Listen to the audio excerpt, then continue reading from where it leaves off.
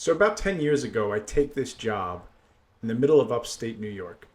And I really didn't want to take this job, but I was a couple months out of my grad program, and for whatever reason, I was having a really hard time finding a job near me. This job was about 5, 6 hours out of my way. I'd have to move completely to a new location. I didn't know anybody up here.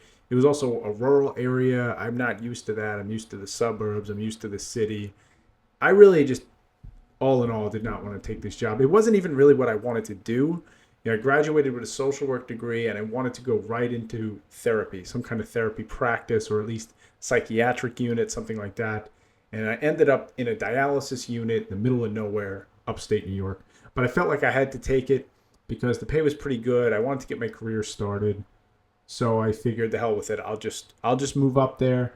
As afraid as I was, as terrified as I was, and if you've listened to my podcast before, you know that I struggled with social anxiety most of my life. And at this point in my life, I'm 25, 24, 25 years old, and I'm still very anxious, but I'm functional, I would say. I could get up and go to work. I could talk to people at work. I could do the basic things, but I still wasn't really expressing myself. I was still having a hard time really opening up to people unless alcohol was involved. And so the day to day for me was still fairly uncomfortable. So anyway, I move upstate. I don't know anyone. I'm very alone. I have the fact that I'm introverted on my side, so that didn't really bother me. Being alone, I do enjoy that, but to not have anyone up there was pretty challenging.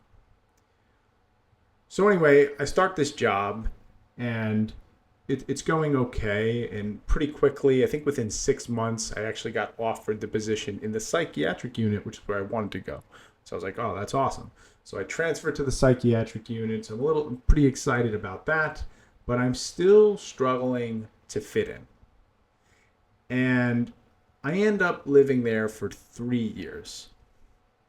And in that time, people would tell me on a regular basis, Charlie, you're really easy to get along with. I really like you. You're so easy to work with. And I would hear tell me, people would tell me that other people reported to them that they really liked to work with me. I was really easygoing. I was a good listener. All this stuff that I had heard before. I'd heard this stuff growing up. I was a good listener. I was very attentive. And people felt comfortable around me. And so it felt good, obviously, to hear those things. I mean, this is the first job that really, not my first job ever, but to start my career, my career after going to school. And so I feel like I'm making connections. I'm starting a network of friends potentially. But as time is going on, I'm realizing that as much as people are saying they like me and they enjoy spending time with me, I'm not actually making any friends. I wasn't making any friends. Like I would see people talking after work, and they would meet up. They would leave work together, and I'd hear them talking about making plans, or I'd hear people talking about getting together for a party or getting together for this on the weekends. And it was very strange to me because people are saying that they enjoy talking to me, they feel really comfortable around me, they like me, but nobody ever wanted to invite me anywhere, it seemed like. I always got left out. And those entire 3 years, I would say I really only made one or two friends, people that I actually saw outside of work. And the reason I'm telling you all this is because I think this is a very common theme that occurs with people who have social anxiety. You see, when I was really, really young, I couldn't make any friends in high school because I didn't talk to a single soul. I would just avoid completely. But as you go through life, you have to find ways to navigate the world, right? And so you find ways to stay hidden while you need to be visible, right? You need to be able to get through work. I mean, I was a social worker, right? I mean, it's in the name, social worker. So when I was in grad school, I was forced to talk to people. I was forced to do these things. But even then, I still never really made friends. I made friends in college, but that was because it was college and because drinking and partying, you're kind of forced to, you're all together. So plans are made easier. But grad school and my first job pass by, and I don't make a single new friend, right? I mean, that's about 5 years, 2 years of grad school, and then 3 years upstate. Really didn't make any connections, didn't make any new networking connections, no friendships, nothing. And that was always really confusing to me. People are saying they like me. I'm talking to people, but there's no connection. What's going on here? And I think this is a common experience for a lot of people who are sort of functioning through society with social anxiety. They're getting by. They're doing what they have to do, but not much to show for it, and they still feel anxious. And I still felt really anxious going to work. I still have a pit in my stomach. I couldn't speak up in meetings. Group scenarios were really uncomfortable for me. And then towards the end of these 3 years, I finally got a job that I thought I would like back home in Long Island. So I figured, you know what? Time to get out of here. I don't like this place anyway. I haven't really made any friends, so what the hell? And that feeling, like knowing that I was out of there and I didn't have to see these people again, kind of changed something, or at least it dropped my expectations, right? It sort of opened me up a little bit. And all of a sudden, the last few months, people start inviting me out places. They want me to go to their next party. They want to hang out on the weekend. It was only for the last few months. And it was strange to me. Now, some of these people knew that I was leaving. So I figured, okay, maybe they feel bad, or they want to say their goodbyes, or whatever the case is. But it was strange. All of a sudden, I was starting to make friends. And I'm thinking, like, what's going on? Like, all this time I'd been here, people said that they liked me. They enjoyed spending time with me. They thought I was easy to work with. But then they would never want to hang out with me. Now, all of a sudden, people want to hang out with me. I wrestled with this for a long time because I was trying to figure out, like, what exactly happened here. And I made a video recently on Instagram and on TikTok about that got pretty popular, about the fact that social anxiety makes you boring. It pretty much strips away your personality. And so even if you're able to function socially, you still can't connect with people. And the reason I think this is the case is because social anxiety forces you, at least in your mind, to be unjudgeable. Essentially, you want to create a character that no one could judge. You want to be straight down the middle. No one could think bad things about you. No one could have a negative emotion about you ever. People like you. You want to be liked. And that's what I was.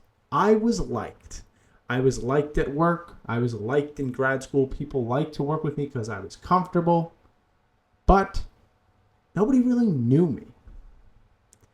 Because I was so concerned with being liked that all I ever cared about was how the other person felt around me.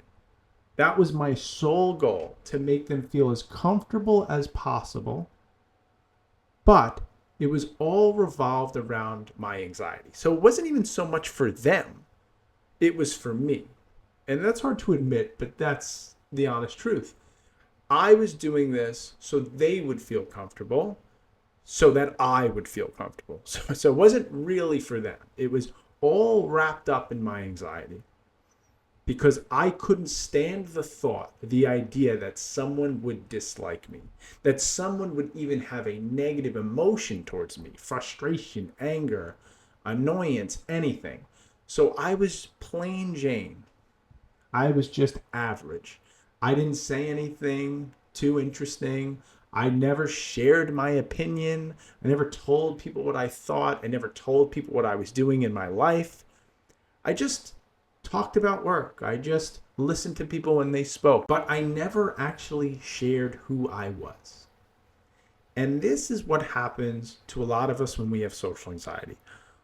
We want to be liked. We want to be liked so badly that we will destroy our own personality. And maybe we don't even know what our personality is, but we're too afraid to find out what it could be or what it would be. So we create this person who really is not a person. And that's why you can't make friends. That's why I wasn't making friends, is because people didn't know what to make of me. They didn't have a strong feeling towards me other than I made them feel comfortable. But I didn't make them feel anything. I didn't make them feel excited. I didn't make them feel interested. I didn't make them feel mad or annoyed or anything. I just made them feel comfortable. Just there. I just existed.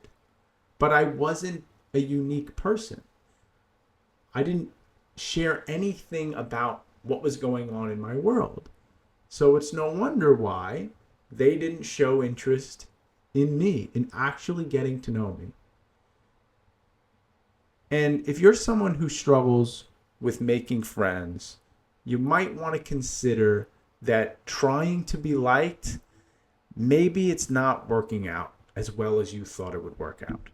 Because I tried this. I tried this for many years to try to be liked. And in high school, it really was just about avoidance. I was just trying to avoid. I really wasn't even trying to be liked. I was just trying to not be seen. But as I started to evolve a little bit more, it turned into just wanting to be liked. Being liked is not a good thing. It really is not something that is going to make a positive impact in your life. Now, I'm not saying you should go out of your way to be unlikable, to be disagreeable, argumentative, whatever. But simply being liked, you have to understand where that's coming from and why people are not attracted to that. Because you're not trying to show people who you are. You're just trying to make yourself feel comfortable. And so it comes across pretty boring, pretty bland, pretty meh. And it's not because you're boring. I want to be clear that I'm not saying that you are boring. I'm saying that the social anxiety makes you boring. The social anxiety makes you uninteresting because you don't want to share anything about you. You don't want to make an off-the-wall comment. You don't want to make a joke that could be a little risky. You don't want to ask a question that could be a little risky. You don't want to do anything to ruffle any feathers. So you just stay safe. And that's why nobody wants to hang out with you. And the other problem with this, and I realized why I also wasn't making friends, is because I wasn't taking any initiative. I was sitting around and waiting for people to ask me to do things. I never once asked someone to do something with me or asked someone what they were doing on the weekend because I was afraid of rejection. And so because I was afraid of rejection, I kept to myself. And because I didn't open up to anybody and because I never put the offer on the table, nobody came to me. Now, look, I could have blamed everybody else. You could have said, well, they had opportunities. They could have asked me. Why should I have to ask them? But you know what? If you want to start taking charge in your life, then you have to start taking charge of your life. If you want to actually start making changes and making friends and changing the way you work, the way you operate in social situations, then you have to be the one to change. You can't just sit around and hope that other people are going to take you by the hand and make it easy for you. And I think a lot of times that's what we do. We want the easy way out. We want to do the safe thing so we can be liked, never ruffle any feathers, never make people uncomfortable, and never put ourselves on a line, never take a risk to get rejected. Well, if you do that, it's going to be very hard to make friends. And I understand why it is this way. I mean, it's very scary to put yourself out there, right? Because each rejection feels like confirmation of all the negative beliefs that you have. But it's actually the opposite way. It's the very fact that you've avoided for so long. That's actually that's what's confirming your negative beliefs, because you never see yourself take any other action. So of course you're going to go home and think, wow, what's wrong with me? Why can't I do this? Why can't I do that? It's because you don't do it. You haven't tried it. And until you try it, you can't say what would or would not happen. And it's funny because after that job, I moved back home. I get a new job in Brooklyn.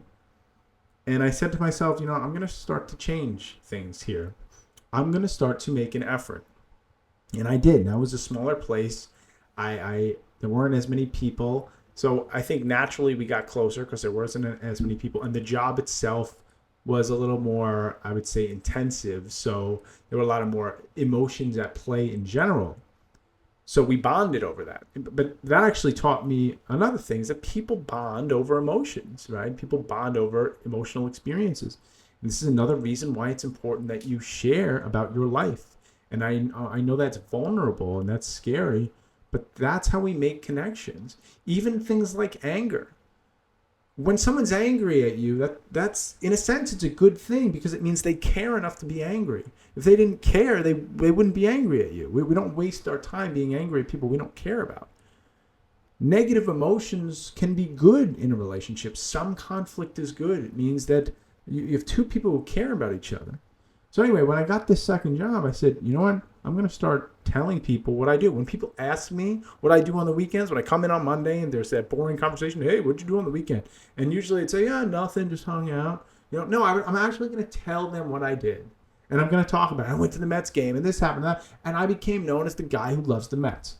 Okay? But hey, did everybody there love the Mets? No, of course not. But now they knew something about me. They actually had an idea of who I was. And so this is what it requires. You actually have to share about yourself and about your life. I know it's scary, but the right people will want to hear those things. Some people will judge you. Some people will make you feel small. Some people will make you think that you should have regretted saying those things, that you shouldn't have opened up to these people. Of course, there's going to be those people in your life that are just going to be mean-spirited. But you can't let those people run your life. You can't let those people dictate what you're going to do for the rest of your life, because then you will never live your life. All right? So it's really important that we understand that being likable, being liked by people is not the goal. It's not a good goal. It's not going to get you anywhere. And in fact, we want to ruffle some feathers. We want people to know who we are. We want people to hear our opinions. I'm not saying you should start political arguments out in the workplace. That's not what I'm saying. I'm saying if someone says they saw a movie and you didn't really like that movie, say you didn't like that movie. You don't have to be rude or pompous about it. You just say, yeah, no, it wasn't really for me. Now they're getting to know you a little bit. You're sharing something about you. And then that actually builds an emotional connection. And then they might actually want to spend some time with you. I hope you found this video helpful. I know this is a very difficult thing to do, to really put yourself out there, and you may not even be there yet. Again, if you're struggling with social anxiety, everyone's at different levels. So you may not even be thinking about this yet. You're just trying to walk down the block. You're trying to go to the deli and order a sandwich. You're trying to do other things. So if you're not ready for that, please understand that's okay. I have other videos where I talk about how to do this in stages. But if you're at a point where you feel like, my social anxiety, it's functional, but I feel like I can't get to that next level, I can't make friends, consider this as a possible reason why you may be struggling making friends, is because you've created this character that doesn't have a personality, that doesn't really have any opinions or thoughts, because you don't want to be judged. It's time to let people judge you. Thanks again for tuning in, and I hope to see you soon.